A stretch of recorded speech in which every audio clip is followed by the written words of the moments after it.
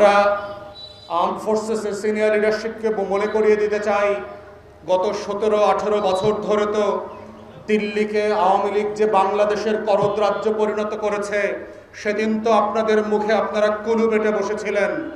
বাংলাদেশ থেকে যখন ট্রানজিট দিচ্ছে, বন্দর দিচ্ছে, একের পর এক আদানির সাথে নিম্নমানের অন্যায্য চুক্তি করে বাংলাদেশকে বিক্রি করে দিয়েছে। আপনাদের মিলিটারি অফিসাররা দিল্লিতে গিয়ে ঘোড়া উপহার নিয়ে এসে বাংলাদেশকে বিক্রি করে দিচ্ছিল।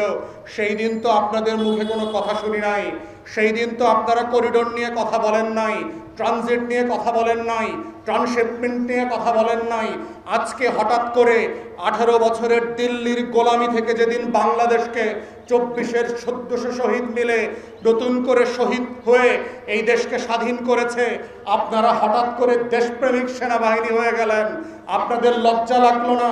16, 17, 18 বছর ধরে আওয়ামী দিল্লির গোলামি করে বাংলাদেশের লেন্দুপ্তরজি আর মির্জাফরের রোল প্লে করেছেন।